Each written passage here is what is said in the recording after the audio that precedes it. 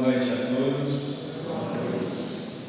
É uma grande alegria poder fazer o encerramento desse ano de 2019, trazendo aqui para nós uma reflexão bastante importante. Estamos aí nos aproximando de um ano novo, um ano que promete sempre para todos nós boas realizações. Então a reflexão que foi escolhida para que a gente pudesse fazermos hoje é sobre renovação, justamente por esse momento em que vivemos. Estamos aí a um dia do próximo ano, não é? E para essa abordagem nós escolhemos uma mensagem do livro Fonte Viva, da psicografia de Chico Xavier pelo Espírito de Emmanuel, que vem falar justamente sobre isso. E o título dessa mensagem é Renasce Agora, bem propício para nossa reflexão da noite, não é?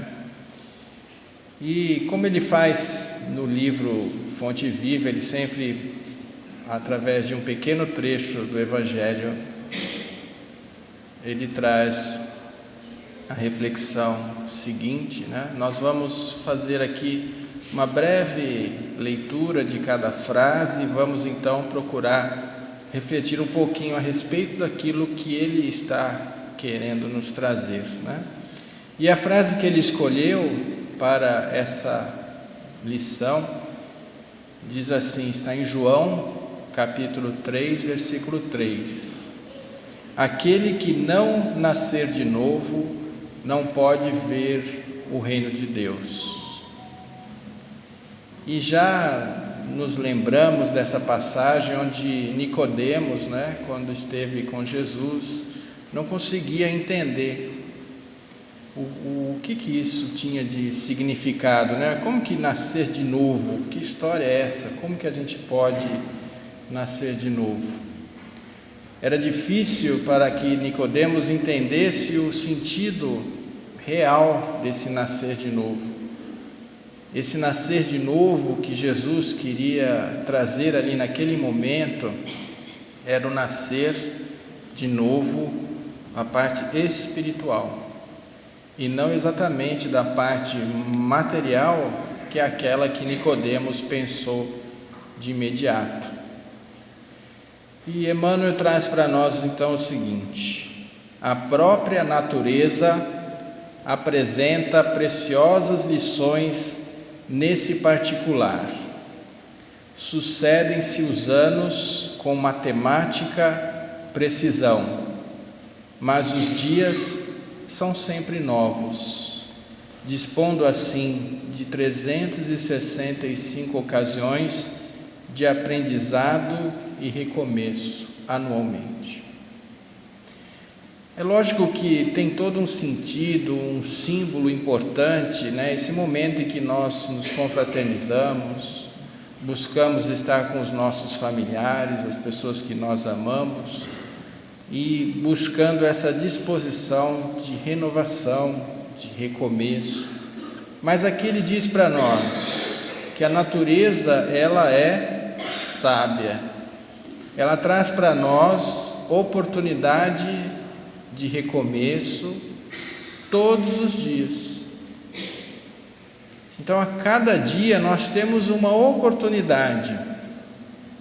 O dia 1º de janeiro de 2020 será uma oportunidade em branco que nós teremos à nossa disposição.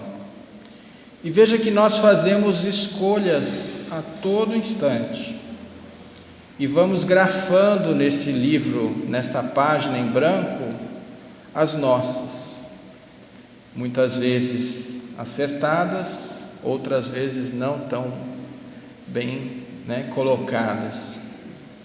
E vamos seguindo, e vamos tendo mais um dia, mais uma oportunidade.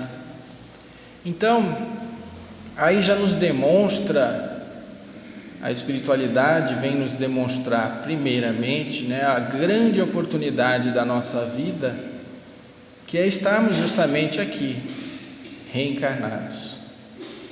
É um grande recomeço. Esse é um recomeço em profundidade, porque nós tivemos outras vidas, passamos pelo plano espiritual, lá tivemos o acompanhamento de espíritos abnegados, espíritos superiores que nos fizeram um planejamento reencarnatório, e então nós seguimos aqui para a Terra, reencarnamos, somos bem recebidos, bem acolhidos.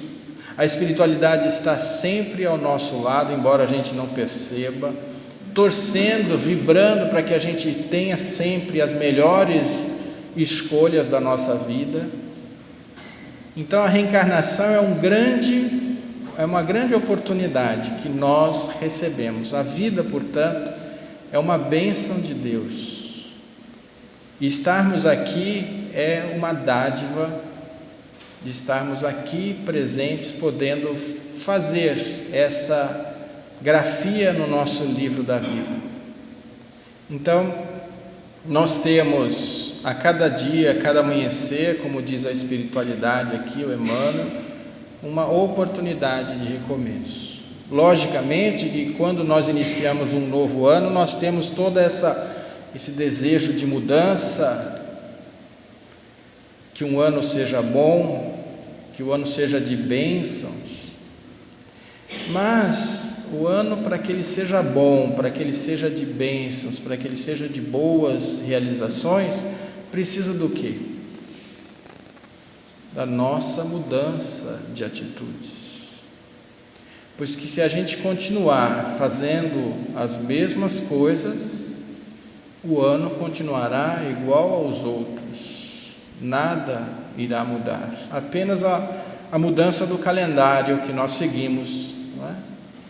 Então precisamos mudar nós, e aí sim o ano será diferente. Ele continua, Quantas oportunidades de renovação moral encontrará a criatura no abençoado período de uma existência? A gente tem essa oportunidade e às vezes perdemos tantas delas, Quantas oportunidades de renovação moral que nós temos ao longo de uma existência. Se durante um dia nós já temos diversas opções de escolha, são oportunidades para essa renovação moral. E são pequenas, são situações pequenas que a gente vai tomando um nível maior de opções em nossas vidas. Então, às vezes, a gente perde pequenas oportunidades de aprimoramento moral. Pequenas mesmo. Às vezes, um simples sorriso, alguém que passa do seu lado, pode fazer a grande diferença naquele instante para aquela pessoa. A gentileza que a gente tem à disposição, ou seja, são micro oportunidades de renovação que nós temos ao longo de um dia. E imagine então ao longo de uma existência quantas oportunidades. É Deus dizendo para nós: você tem condições. Aqui está a situação, resolva.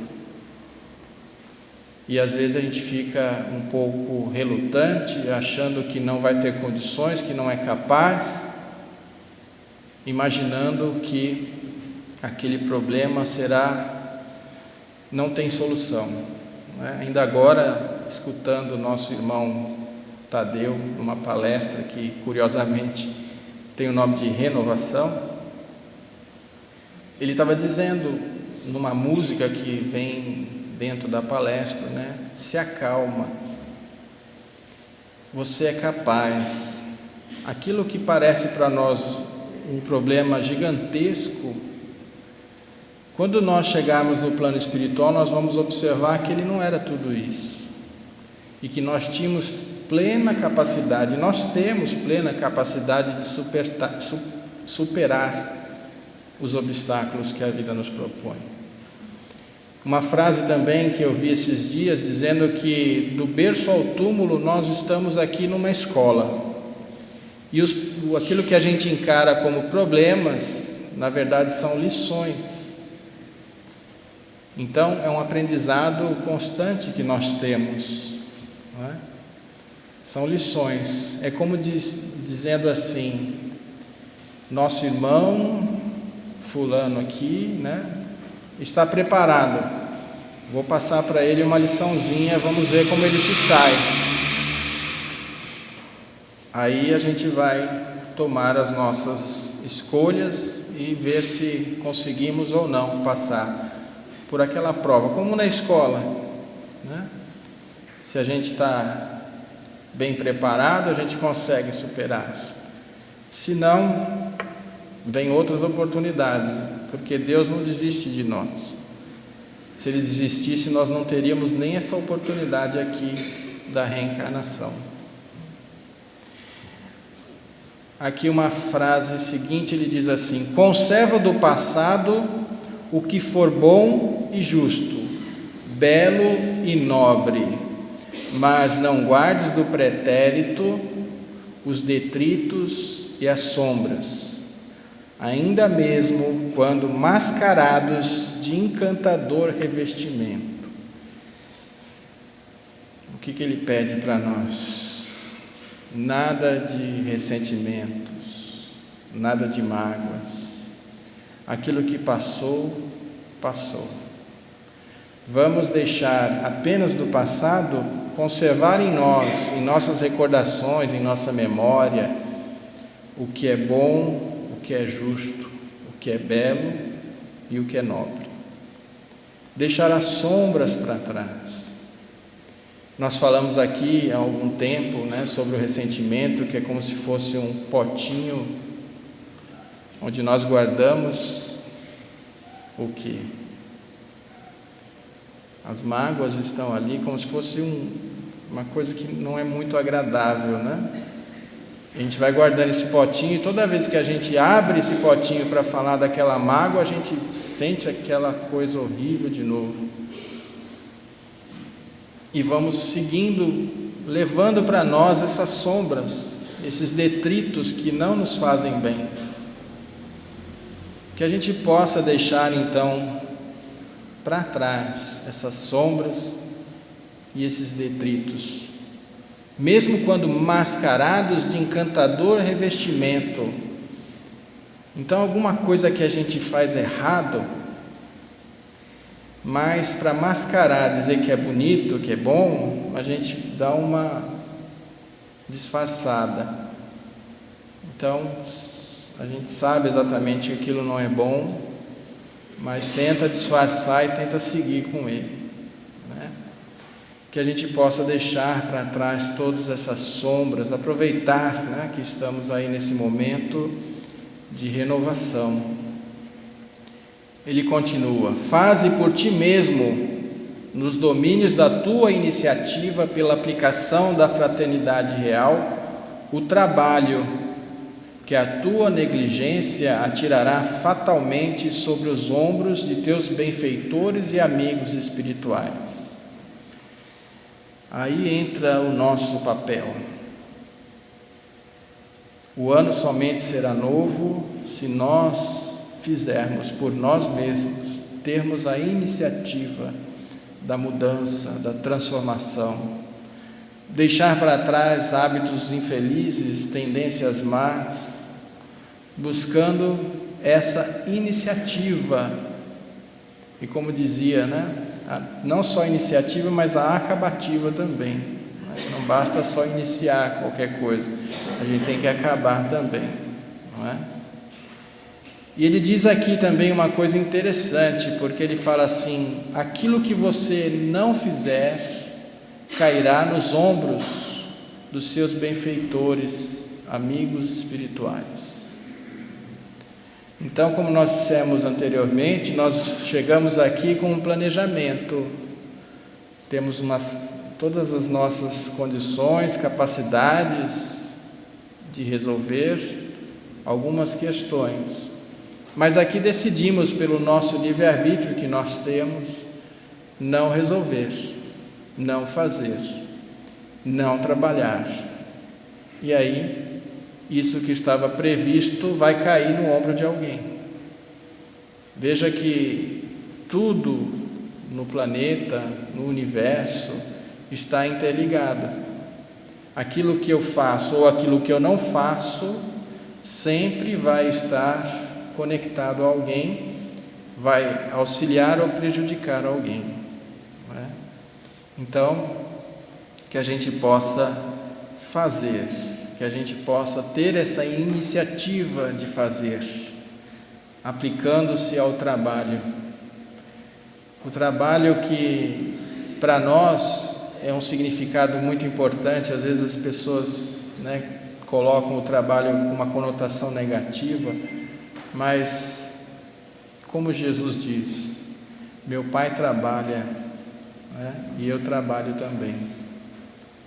Ou seja, o trabalho, nós estamos aí, quando pensamos no trabalho, sendo co-criadores, auxiliando na obra de Deus.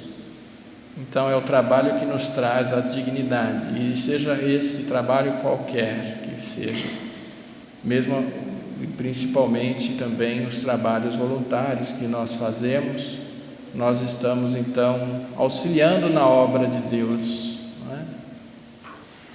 Cada hora que surge pode ser portadora de reajustamento.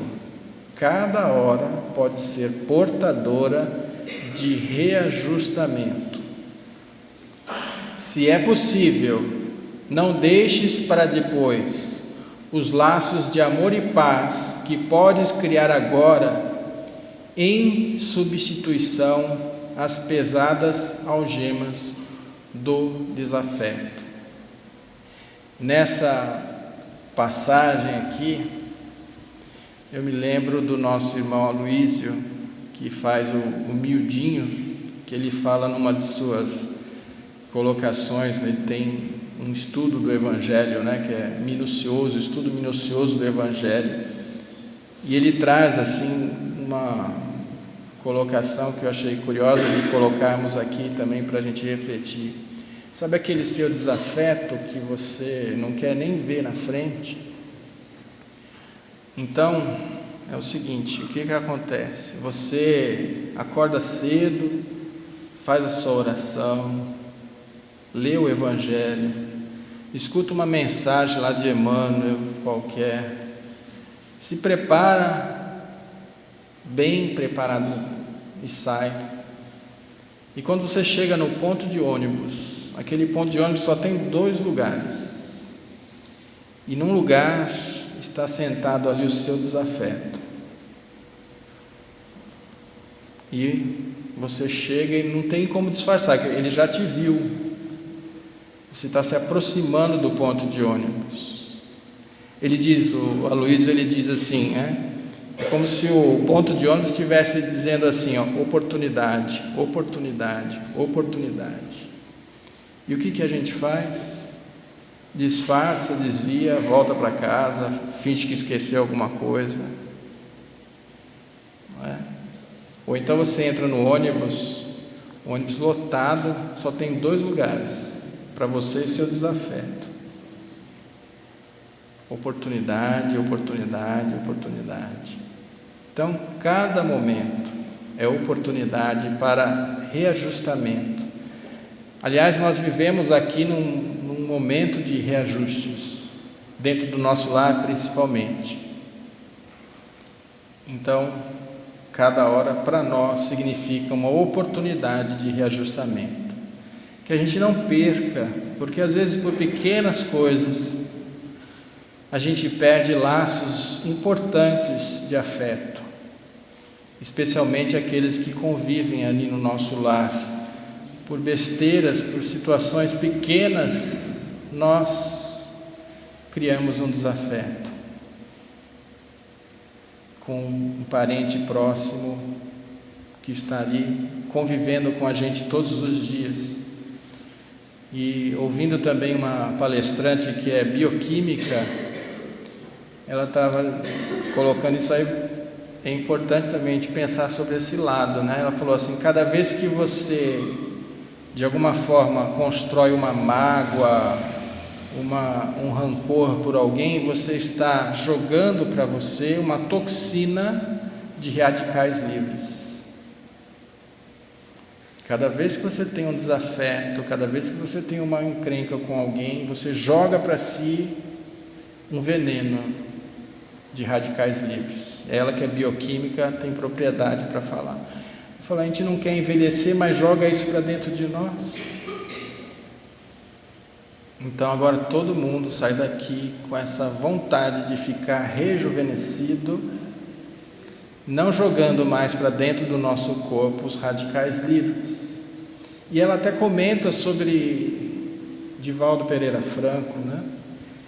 Com 90 e poucos anos, você olha e você não diz que tem essa idade. Por quê? Ele aprendeu a não jogar radicais livres para dentro de si. Então a situação vem, obviamente que vem, diversas ocasiões, com certeza tem muitas pessoas que são contrárias a ele, mas ele não deixa se colocar naquela mesma sintonia. Então ele não traz para ele mágoas, ressentimentos, o que seja, provocando então um rejuvenescimento do seu corpo físico. E com certeza, se o corpo físico também tem essa propriedade, nosso espírito também agradece quando nós temos esse tipo de atitude. Buscar a paz, né? A paz não somente se cria, aliás, ela não se cria no ambiente coletivo, ela se cria no nosso ambiente individual. A gente procura tanto a paz e vive numa guerra dentro dos nossos lares, não vai dar muito certo a paz mundial, não é? Não é fácil quebrar antigos preceitos do mundo ou desenovelar o coração a favor daqueles que nos ferem. Entretanto, o melhor antídoto contra os tóxicos da aversão é a nossa boa vontade, a benefício daqueles que nos odeiam ou que ainda não nos compreendem. Eu sei que é bastante difícil esse exercício, é um nível 3, 4 acima, né, daquele que nós talvez estejamos, mas é importante a gente pensar sobre isso. Ou seja, aquele que hoje, agorinha há pouco, falou mal de você, você vai ter boa vontade para com ele, né? Quem de nós, quando tem esse tipo de pessoa falando mal, você vai lá e faz uma oração por ele? Difícil, não é? Mas é o exercício nosso. Nós estamos aqui pensando em renovação, não é mesmo?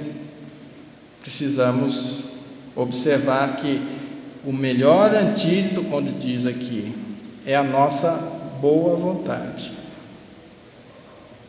Então, desenovelar o coração, é interessante essa proposta dele, desenovelar. Então, cada vez que alguém faz algum mal para nós, ou fala mal de nós, a gente vai como que fechando o nosso coração.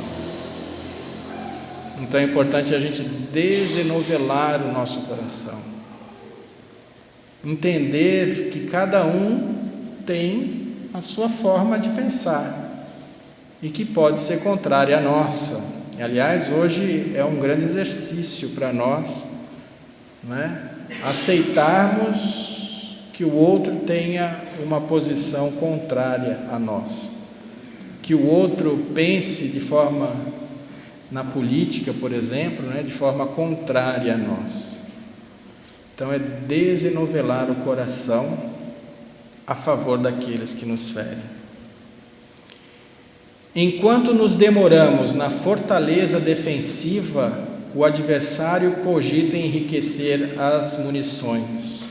Mas, se descemos à praça desassombrados e serenos, mostrando novas disposições na luta, a ideia de acordo substitui dentro de nós, em torno de nossos passos, a escura fermentação de guerra. Aquelas pessoas que não são muito favoráveis a nós, eles vêm e se nós ficarmos na defensiva, não é? A guerra se forma. O que ele sugere para nós? Que a gente desça à praça desassombrados e serenos, ou seja, buscando a paz. Nisso, a proposta de acordo, a ideia de acordo acontece, e aí se tira toda essa sombra da guerra, essa sombra do embate. Veja como é importante a gente pensar nisso de forma geral, porque aquele que vem para o nosso embate, ele tá querendo que a gente siga no mesmo padrão, né?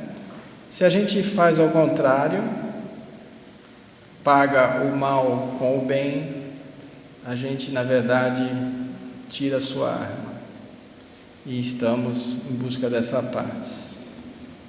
Alguém te magoa? Reinicia o esforço da boa compreensão. Alguém te não entende? Persevera em demonstrar intentos mais nobres. O que é mais importante? Aquilo que as pessoas pensam de nós ou aquilo que Deus sabe de nós? Das nossas vontades, das nossas intenções? Então, às vezes a gente fica pensando, poxa, mas a pessoa não sabe das minhas intenções. É importante que Deus, sim, Ele sabe das nossas intenções, sabe daquilo que nós estamos querendo, sabe também dos nossos defeitos. O que importa é a gente procurar sempre buscar, demonstrar intentos mais nobres, como diz aqui o texto. A compreensão, o esforço da compreensão àqueles que nos magoam. Deixa-te reviver cada dia na corrente cristalina e incessante do bem. Não ouvides a assertiva do Mestre: aquele que não nascer de novo não pode ver o reino de Deus. Então, a proposta é buscarmos fazer o bem a todo instante, como eu gostaria que o outro me fizesse. Se a gente seguir esse padrão, a gente não erra.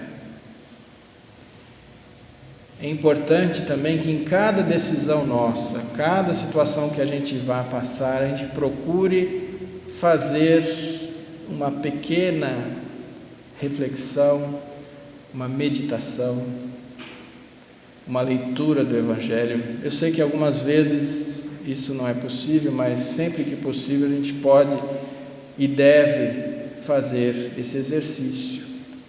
Porque certamente quando nós colocamos o Evangelho antes de tomarmos uma atitude, essa atitude será mais acertada.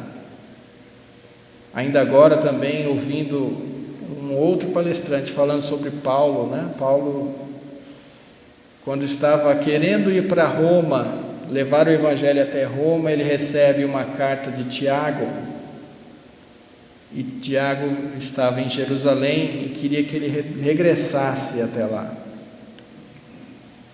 E nós sabemos pela história de Paulo e Estevão, né, quem já leu, teve a oportunidade, que eles não eram muito amigos, né? E toda a vontade de Paulo era o quê? Ir até Roma, pregar o Evangelho em Roma. Mas ele recebe essa carta no momento que ele se preparava para viajar. Se fôssemos nós, talvez a gente tomaria uma decisão aí de imediato, de qualquer forma. Como era Paulo, o que ele fez? Procurou uma resposta no Evangelho. Sentou, isso é sentar e meditar, né? Está escrito no texto, sentou e meditou. Esse sentar é bem importante a gente pensar, porque é o momento de parar, para refletir o que você vai fazer depois. E ele fez isso e procurou a resposta no Evangelho. A resposta no Evangelho, a gente às vezes brinca que parece que o Evangelho está viciado, mas na verdade é a mensagem que precisa chegar até nós. Então ele abriu o Evangelho e o que disseram para ele lá? Reconcilia-te depressa com o teu adversário. Pronto, está aí a resposta. E ele seguiu aquilo que o Evangelho dizia. Então que a gente possa, nesse momento também de renovação, pensarmos a respeito. Sempre que possível, buscar essa informação, se estamos em dúvida em relação a alguma posição que devemos tomar, que a gente faça a leitura do Evangelho. A qualquer momento, o Evangelho está aí à disposição de nós, muito facilmente. Não é? E isso nos ajuda bastante a tomarmos decisões melhores também. Renasce agora, já está finalizando a última parte aqui. Renasce agora em teus propósitos, deliberações e atitudes, trabalhando para superar os obstáculos que te cercam e alcançando a antecipação da vitória sobre ti mesmo no tempo. Mais vale auxiliar ainda hoje que ser auxiliado amanhã. Aqui ele traz um trecho para que a gente possa então se renovar em si, nos nossos propósitos, nossas deliberações. Se hoje nós já pensamos em fazer o bem, que vamos procurar mais ainda, vamos procurar cada vez mais nos envolvermos nessa grande onda, dessa corrente do bem, procurando fazer o melhor possível em todos os instantes da nossa vida. Mas ele fala aqui que a vitória é sobre nós mesmos, é isso importante também a gente pensar. Nós não estamos aqui competindo com ninguém. Muitas vezes nós aí julgamos, fulano fez isso, fez aquilo, pouco importa a vida dos outros, com exceção dos nossos filhos que são nossos tutelados, nós temos aí uma responsabilidade. Mas o que vai ser cobrado de nós no momento em que nós estarmos no plano espiritual, através da nossa própria consciência, é o que fizemos de nós. Então essa vitória é sobre nós mesmos, sobre as nossas más tendências, não é a forma de agir do nosso irmão, do nosso vizinho, do nosso parente. Essa vitória então é sobre nós mesmos, né? E essa última frase, mais vale auxiliar ainda hoje que ser auxiliado amanhã. Eu trago aqui uma história que o Divaldo contou a respeito de uma senhora de idade que o procurou. O Divaldo, então, ainda a esse tempo trabalhava, né? Não era aposentado, ele trabalhava o dia todo. Aí depois do trabalho ele fez uma palestra, aí depois autografou livros e ainda continuava atendendo as pessoas que o procuravam. E essa senhora chegou assim na fila próxima a ele, uma distância daqui até o final do salão, com uma conta de água na mão, conta de luz na mão. E ele já pensando daqui, eu não acredito que essa senhora, 3 horas da manhã, vai vir aqui me pedir ajuda para pagar a conta de luz. 3 horas da manhã. Não é? E essa pessoa veio se aproximando. E quando chegou até ele, falou assim: Divaldo, uma pessoa boa me mandou aqui para te procurar. E ele pensando com ele, né? Porque essa pessoa boa, já que é tão boa, não pagou a conta para essa senhora, né? E ele só pensando, emitindo os pensamentos apenas, quando quem aparece à sua frente? Joana de Ângeles, sua mentora. É curioso da gente ver essas histórias, né? Ela diz assim para ele, e a mulher ali, esperando. Está nervosinho, Divaldo? Não, porque essa senhora tá, olha minha irmã, ele começou a ficar sem graça, né? Então, ela vai me pedir dinheiro, mas eu não tenho dinheiro aqui, como que eu vou ajudá-la, não sei o quê, 3 horas da manhã, como que pode? Ela falou assim para ele, você não tem, mas o Nilson tem. Nilson era um amigo de Divaldo que ajudou a criar a Mansão do Caminho, para quem não conhece, né? Então, e aí ele não tinha, mas o Nilson tinha. E aí deu uma lição nele, falou assim, você prefere o quê?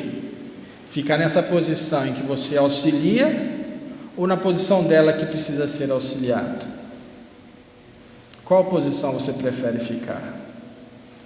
Não precisou falar mais nada para o nosso irmão saber que ele estava nervosinho de forma inadequada ali, né?